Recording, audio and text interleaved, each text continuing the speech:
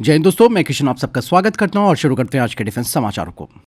दोस्तों, भारत ने अपने डिफेंस हिस्ट्री यानी कि डिफेंस इतिहास में एक बड़ा फैसला ले लिया है। 200 साल के आखिर में डीएसी की मीटिंग में भारत सरकार ने ऐसे प्रोजेक्ट्स को मंजूरी दे दी है जो कि भारत की ताकत को कई लेवल तक बढ़ा देंगे। दरअसल इसमें शामिल है मिट्योर मिसाइलें, spice precision missiles, MQ-9BC guardian drones जो कि लीज पर लिए जाने। हालांकि 2028 से दोस्तों ये drone permanently Indian arm forces में शामिल भी होंगे। हालांकि यहाँ पर सबसे इंपॉर्टेंट बात है भारत की मेक इन इंडिया की। जी हाँ दोस्तों, जिसमें कि 850 loitering munition, Astra mark two air missile, 120 kilometre range वाली Pinaka guided rockets, MRSAM air defence missile शामिल है। और ये खरीद नहीं दोस्तों, ये भारत का मैसेज है दुनिया को कि भारत अब हथियार खुद बनाएगा और खुद की ताकत बनेगा। यहाँ पर सबसे बड़ा फैसला हुआ है दिल्ली NCR की सुरक्षा के लिए, जहां पर स्वदेशी इंटीग्रेटेड एयर डिफेंस सिस्टम लगाया जाएगा। इवन दोस्तों इंडियन आर्मी के 200 T-90 टैंकों का स्वदेशी ओवरहॉल भी किया जाएगा। और इवन यहां पर 6 मिड एयर रिफ्यूलर एयरक्राफ्ट पर भी बातचीत हुई है। दोस्तों, इस साल यानी कि 2025 की सबसे बड़ी खासियत ये रही कि भारत दुनिया की तीसरी सबसे बड़ी मिलिट्री पावर बनकर सामने आया। दरअसल 2025 में डिफेंस पावर की बात की जाए तो ये एक हिस्टोरिकल माइलस्टोन भारत के लिए रहा है। दोस्तों, यहाँ पर जो आंकड़े हैं वो चौंका देने वाले हैं। और इवन मैं ये कहूंगा कि ये जो आंकड़े हैं वो आप उन लोगों से भी शेयर कर सकते हैं जो लोग ये पूछते हैं कि हमारे डिफेंस में हुआ क्या है। यहाँ पर मैं आपको पहली बात बता दूं कि भारत का जो डिफेंस प्रोडक्शन है उसका रिकॉर्ड 1.54 लाख करोड़ पहुंचा है। हमारा डिफेंस एक्सपोर्ट 24,000 करोड़ रुपए पहुंचा है। और भारत ने 100 से ज्यादा देशों को हथियार बेचे हैं, जिसमें कि 65% सैन्य साजो सामान हमारे देश में ही बना है। और असली ताकत की झलक दोस्तों आपने इस साल ऑपरेशन सिंदूर में देखी होगी, जब ड्रोन और एंटी ड्रोन सिस्टम का दमदार प्रदर्शन देखने को मिला था। और अब आगे की जो स्ट्रेटेजी भारत की है वो ये है कि 20 से 25% डिफेंस बजट में बढ़ोतरी की जाएगी। फोकस रहेगा AI warfare, modern fighter aircraft और नौसेना का विस्तार करने पर। यानी कि दोस्तों ये एक नया भारत है जो सिर्फ बोलता नहीं, ताकत दिखाता है। फिलहाल इस बारे में आपकी क्या राय कमेंट सेक्शन में लिखकर जरूर बताइएगा। वहीं दोस्तों, भारत की पनडुब्बियां अब 2500 किलोमीटर दूर तक अपने टारगेट को खत्म कर सकती हैं। दरअसल दोस्तों DRDO और भारतीय नौसेना ने मिलकर एक बड़ा स्ट्रैटेजिक फैसला ले लिया है जो कि हमारी आने वाली SSN पनडुब्बियों के लिए होगा। यानी कि इन पनडुब्बियों में 2500 किलोमीटर रेंज वाली सबमरीन लॉन्च क्रूज मिसाइल लगाई जाएगी। और ये मिसाइल होगी भारत की निर्भय बेस्ड स्वदेशी सबमरीन लॉन्च क्रूज मिसाइल, जिसे कि मौजूदा 533 mm टॉर्पीडो ट्यूब से लॉन्च किया जा सकता है। मतलब इसके जरिए भारत दुश्मनों के जमीनी एसेट्स और उनके जहाज दोनों को खत्म कर सकता है। दोस्तों, अभी करंट सिचुएशन की मैं बात करूं तो 500 किलोमीटर रेंज का सफल टेस्ट हो चुका है। 1000 किलोमीटर वाले वेरिएंट की तैयारी शुरू हो चुकी है और टारगेट है 2500 किलोमीटर की स्ट्राइक कैपेबिलिटी को पाना। जैसे कि मैंने कहा दोस्तों, ये मिसाइलें हमारे प्रोजेक्ट 77 की न्यूक्लियर सबमरीन्स पे लगाई जाएंगी। बताया जा रहा है कि इन मिसाइलों की स्पीड भी 2 तरीके की होगी। पहली सुपरसोनिक यानी कि ब्रह्मोस स्टाइल वाली जो कि तेजी से हमला कर सकती है। दूसरी होंगी सबसोनिक जो कि चुपचाप और लो हाइट में उड़ान भरेंगी। बात साफ हो जाती है कि भारत अब समुद्र के नीचे से हजारों किलोमीटर दूर हमला कर सकता है। और यही है भारत की अगली नेवल पावर। मैं आपसे पूछना चाहूंगा कि क्या आपको यह क्षमता बेहद खतरनाक लगती है? कमेंट में जरूर बताइएगा। दोस्तों, हाल ही में आपने देखा होगा कि DRDO ने फाइटर जेट के लिए एस्केप सिस्टम का सफलतापूर्वक टेस्ट किया था, इसमें कि एक रॉकेट स्लेज टेस्ट किया गया था। इस टेस्ट में दोस्तों पायलट की सुरक्षित रिकवरी देखी गई और सभी सेफ्टी पैरामीटर भी सफलतापूर्वक साबित हुए।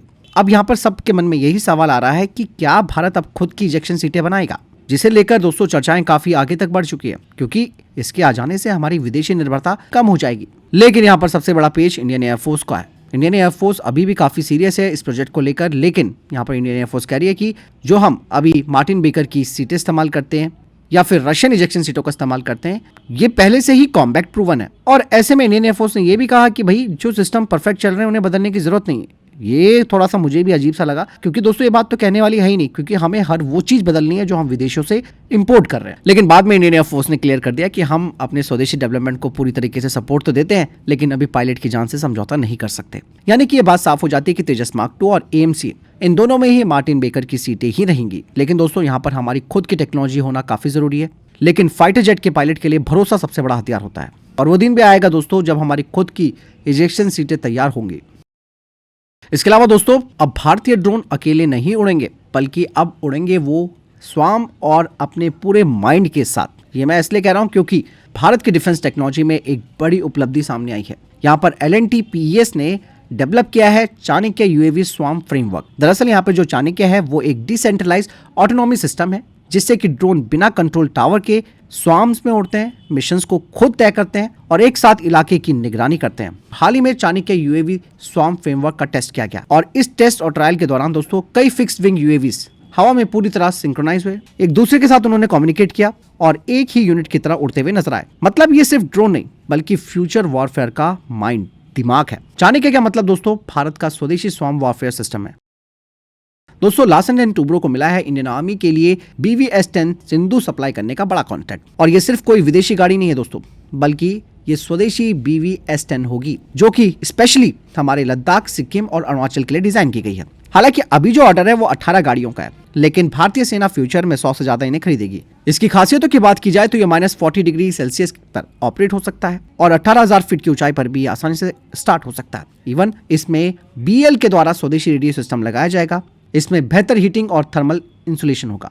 सबसे बड़ी बात, इसमें 60% से ज्यादा स्वदेशी कंटेंट होगा और LNT के हजीरा फैक्ट्री गुजरात में इसका निर्माण किया जाएगा। बताया जा रहा है कि पहली डिलीवरी 2027 में होगी और बाद में 2028 के बाद सेना एक बड़ा ऑर्डर दे सकती है।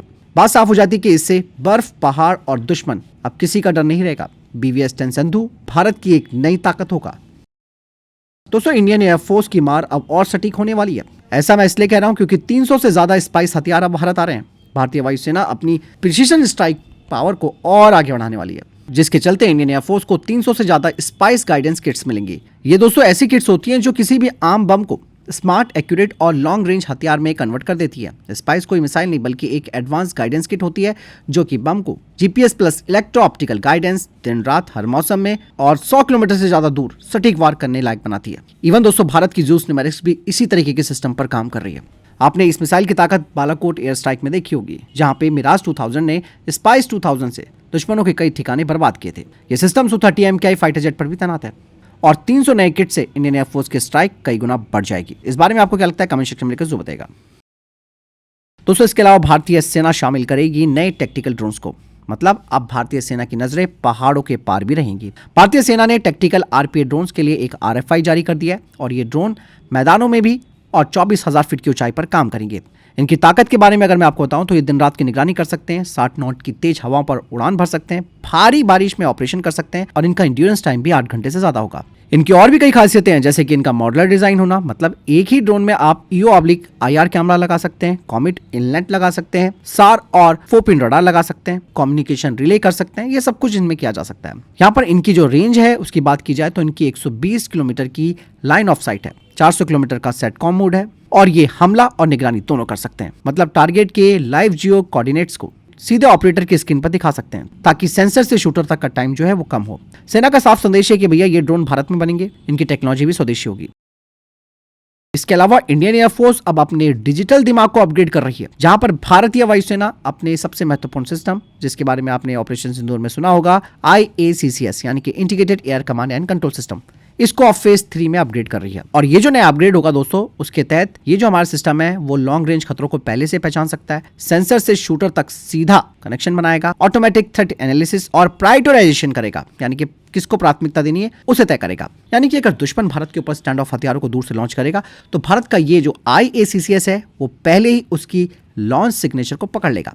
ये सिस्टम दोस्तों fighter jet, drone, missile, air defence सबको एक ही नेटवर्क में जोड़ता है। और सबसे बड़ी बात यह कि भारतीय सेना का आकाश तीर, नेवी का त्रिगुण, ये पूरी तरीके से जुड़ा हुआ है, यानी कि ट्राई सर्विसेज ज्वाइंट वॉरफेयर। यानी कि दोस्तों दुश्मन अब हमला चाहे हवा से करे, ड्रोन से करे या दूर से दागी गई मिसाइल से, इंडियन एयरफोर्स उसे पहले देख लेगी, पहले ही सोच लेगी उसके बारे में और उसे मार गिरा देगी।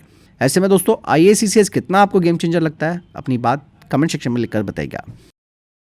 वहीं दोस्तों भारत ने अब अपने देसी एक्सकैलिबर पर काम करना शुरू कर दिया है, यानी कि भारत अब इस तरीके के हथियार खरीदेगा नहीं बल्कि खुद बनाएगा। दोस्तों यहाँ पर मैं आपको बता दूं कि अमेरिका से एक्सकैलिबर 155M प्रिसीजन शेल्स की सीधी खरीद के बाद भारत अब सोच रहा है कि इन्हें स्वदेशी स्तर पर बनाया जाए। एक्सकैलिबर की बात की जाए तो ये 40 से 50 किलोमीटर दूर तक वार कर सकता है। GPS प्लस INS गाइडेंस इसमें होता है और इसका जो सटीकता है वो 4 मीटर से भी कम है।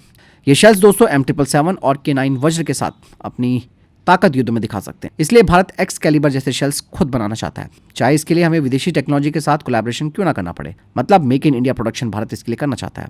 बाकायदा आपको बता दूं कि IIT मद्रास और म्यूनिशन इंडिया नाविक गाइडेड देसी स्मार्ट शेल पर काम कर रहे हैं। मतलब साफ है कि आज जो चीज हम खरीद रहे हैं कल वो स्वदेशी होगी।